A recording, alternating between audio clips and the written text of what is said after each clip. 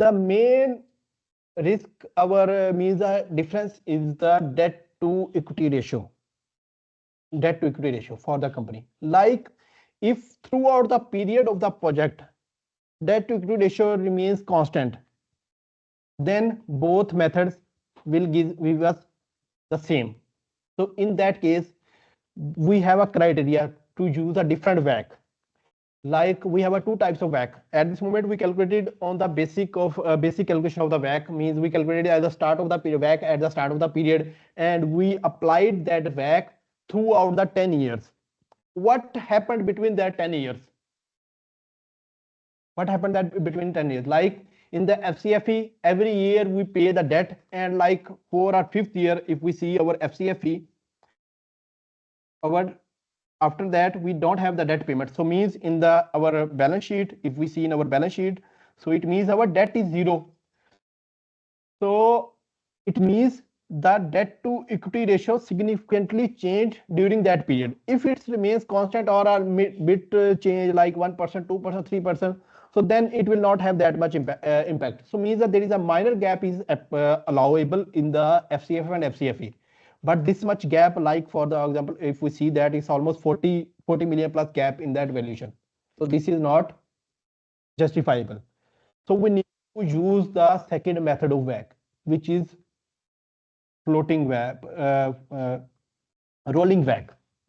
So there is two methods: fixed WACC, which we calculated in the first year, and the second is our rolling WACC method, so which we need to use. So at that WACC, we will get the value of the business in a different way. So now for the comparable purposes, I will keep this sheet as the same, means we calculated for the fixed WACC.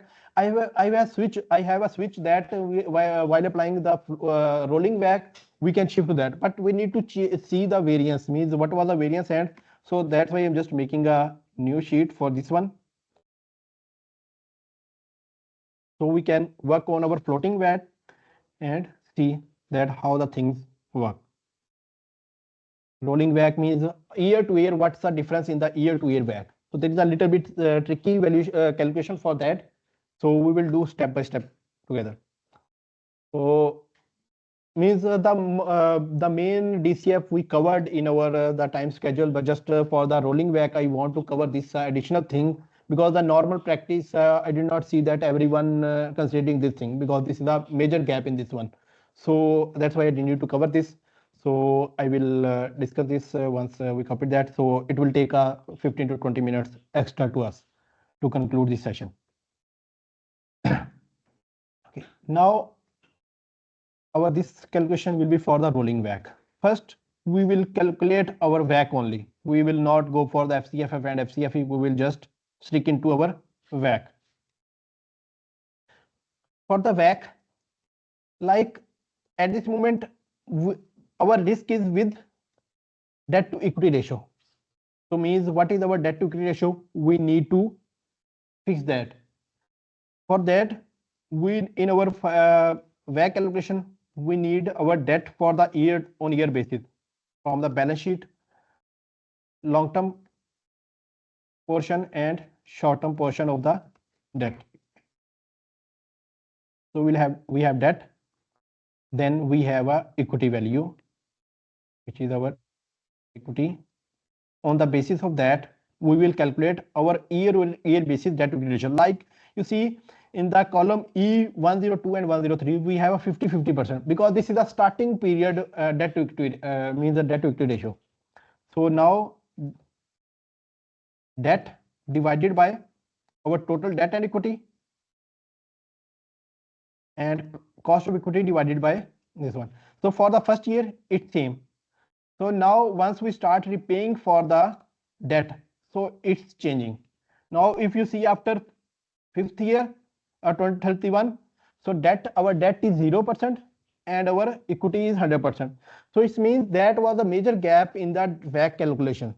So our equity method giving us a higher cost of equity, which is reducing our value of the business, and FCFF WACC showing us a lower side, because it was giving the higher weight to the debt. So WACC was lower, so that's why it's increasing our equity value of the business. So now we are covering this gap. Our cost of debt remains constant, so I'm just linking it with this one. Our tax remains constant, I'm just linking it with this. Okay.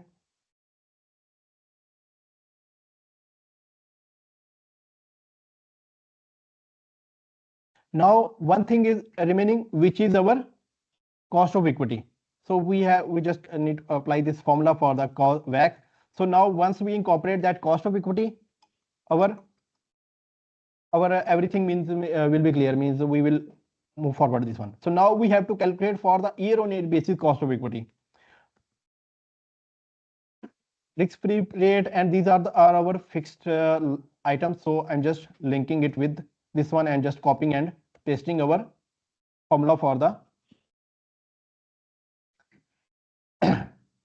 Now for the beta, this one let me drag, and there is a one item pending here in this one, which is and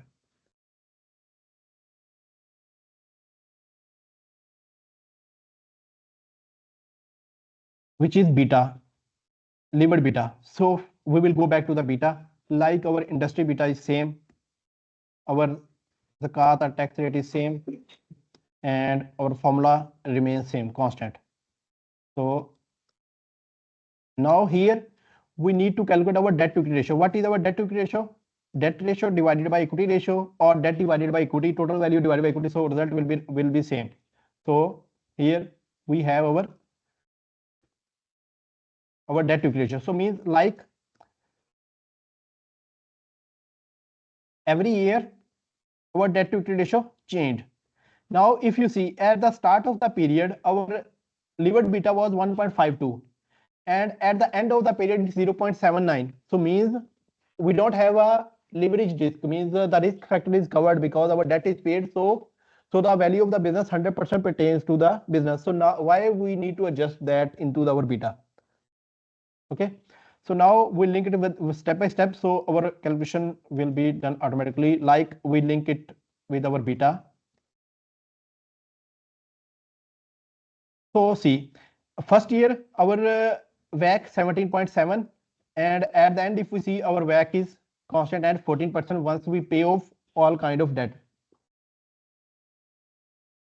And in the cost of WACC calculation we will use this one, but not this one. What I will do, because we need to make a model more dynamic, so we will use the switches. So I will say that is equal to, if this is equal to rolling WACC, the result will be this one. Otherwise our this one first year.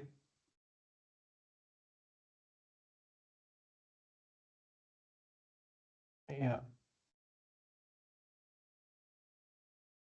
Which one? Yeah, C4 we need to anchor. Okay. So now we run through our live cost of equity. So if we change it to the fixed, so it shift to the fixed cost of equity. Same we will do with our WACC. So now for the WACC we will use this equity, means either we switch the we change the switch, it will automatically apply to the fixed or the rolling. So here we need to use the same formula like this one, means either we will go with the fixed WACC or the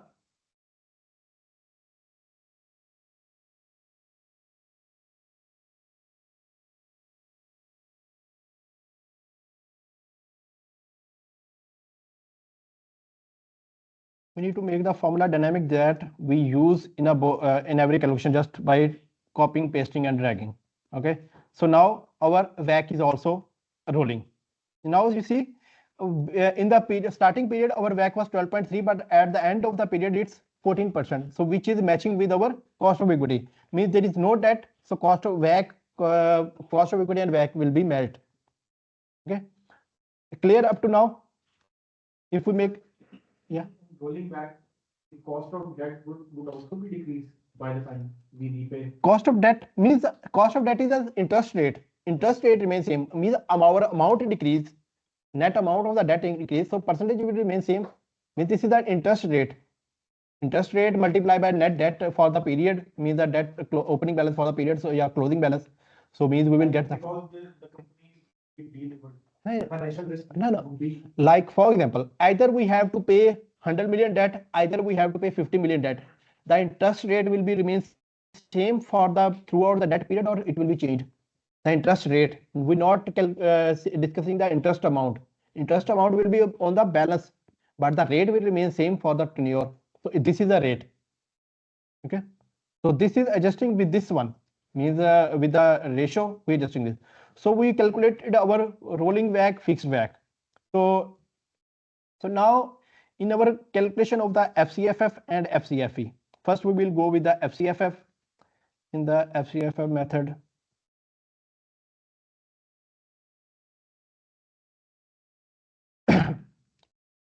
We just need to change this discount factor. Once we change this, everything will be smooth. Before that, we were taking our first period WACC. So now our formula will be 1 plus WACC, this one live WACC, either it's rolling or fixed.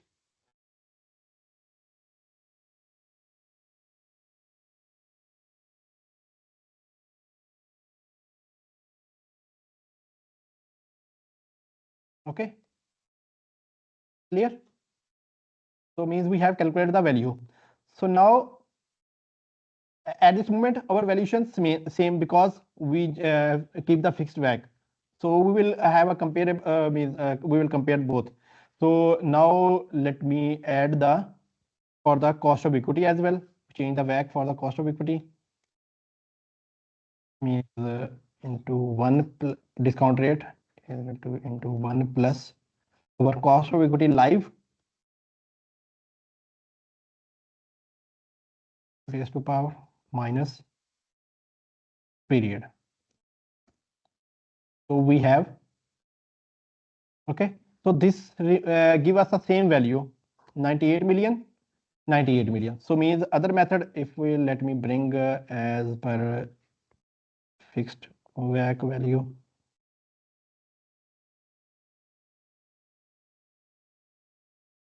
Yeah. And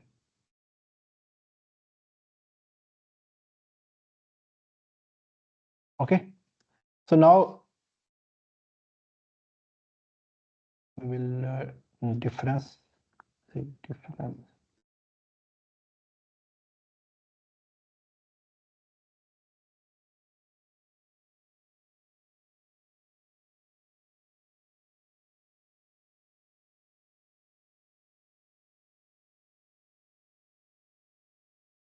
Now I'm going to shift it to the rolling WACC. So we will see what happened to this one.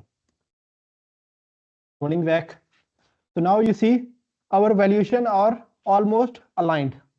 So means there is a minor gap due to interest rate, tax, or other thing. Means there is a minor gap due to working capital or thing. So it is a justifiable. So means our valuation now same. So before that, our valuation in the FCFF method was higher by 20 million and equity value was lower by 27 million. So now as we adjusted that, so now it's aligned. So means now we can say that our both valuations are same. So means the rule is that our valuation through FCFF and FCFE always needs to be same or a little bit gap. So means almost we have a 1 million gap. So means we can identify that which factors can be. So means by tweaking our finance cost and our tax rate on that, I think so it will be same. So it's clear.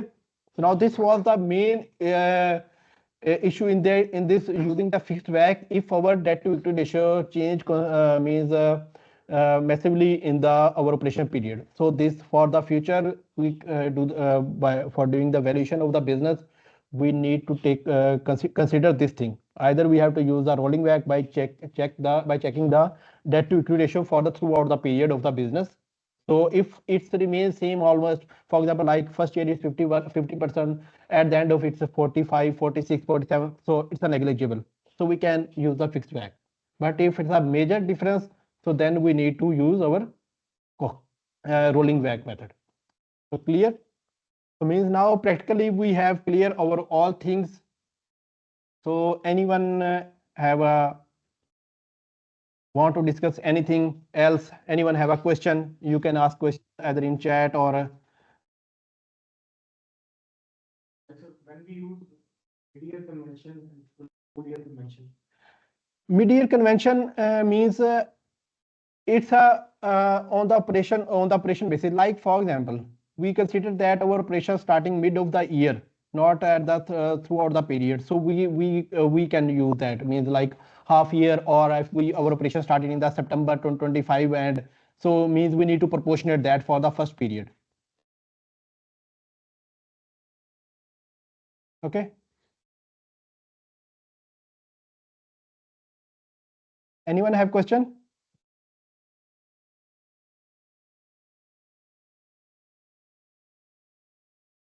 Something more, we are doing DCF. Basically, we are focusing on the cash flows. So while the value of the company is derived basically from the terminal value, 60 to 70%. So as a like with like comparison, should we mostly go for the Gordon's growth method? No, it's not means hard and fast rule to use the Gordon growth method. It means we can use the both methods. In the both methods, the terminal value mostly will be that portion of that business. Like in the exit multiple, it's not the cash flow side. Yeah, it's an exit multiple. Like for example, what is this? It's a EBITDA. So EBITDA, what's EBITDA? EBITDA is our cash flow. It's almost our cash flow. So means why EBITDA exit multiple use when we want to exit from the business. So means that's why I say that exit multiple. Not going into the detail that how our forecast work, how our things working. So just apply the comparable approach multiple and then just get the terminal value. This is the simplest method. So means the both methods are applicable, but the criteria is a little bit different. So the means that terminal value will be almost same line by line, not exactly match, but that can be a difference. But so means what we can do to justify the risk, we can do the weighted average for both methods. We can do that. So means we can apply that terminal value of that as well. Means the both we can give the weight. Okay. Now, any other question for related to DCF? As we covered our three statement and we covered our DCF for means how to do the reason. I hope after this, every one of you can comfortably prepare your three statement model and DCF as well. So hopefully in the coming weeks, inshallah, we will do another session for the comparable approach. Means we need to discuss all the valuation methods which we can apply on each kind of industry for our valuation. So like comparable also applicable method, there is a different criteria to apply for that, on which kind of companies we can apply and for which we cannot apply, and where we cannot apply DCF. Like where we cannot apply DCF, then we will use our comparable method. So we will discuss in this in the next session that where we cannot apply DCF. Okay, all clear?